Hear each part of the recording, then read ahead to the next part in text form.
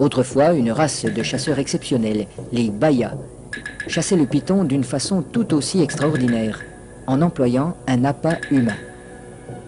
Il arrive que les hommes de Mbao aient eux aussi recours à cette technique.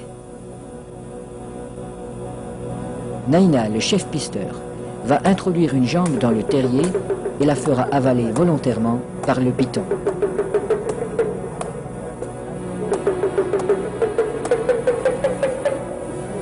Il est indispensable de posséder le remède qui a été fourni par le sorcier.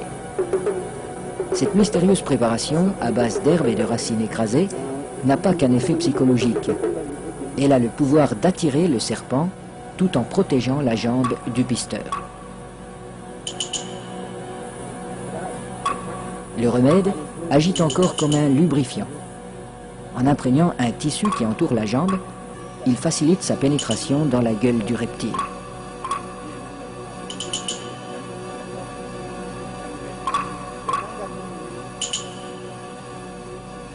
La jambe appât restera en principe intacte, car le python avale simplement cette proie qui vient à lui. À peine sera-t-elle attaquée superficiellement par les sucs digestifs.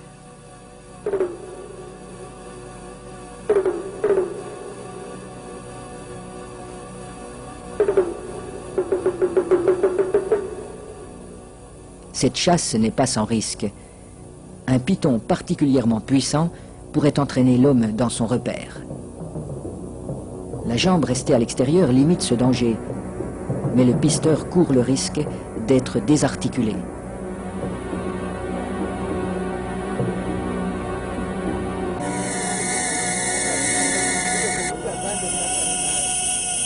Pour rendre l'attente moins pénible, mais aussi faciliter le glissement des corps de l'homme et de l'animal, on place des feuilles fraîches sous le pisteur.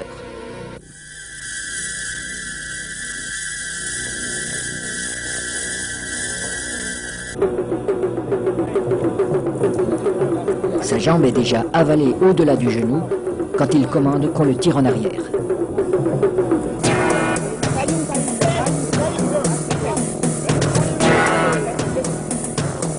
Refusant de laisser échapper sa proie, le python apparaît.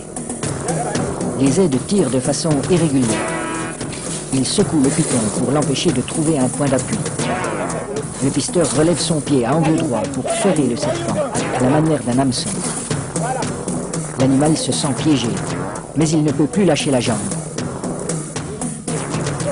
Le python est maintenu allongé. Il faut éviter qu'il ne s'enroule. Cette position lui enlève une grande part de sa force. Pour dégager sa jambe, Naina déchire la gueule du python au couteau.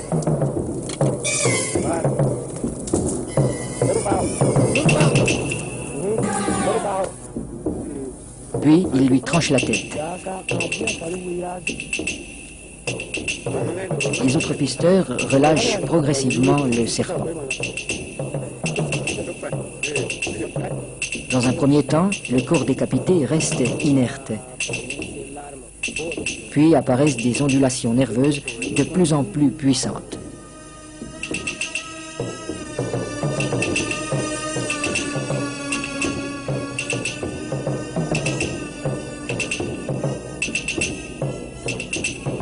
Il bougera ainsi pendant près d'une heure, prenant presque des positions d'attaque, comme s'il cherchait toujours, au-delà de la mort, à menacer ses assaillants.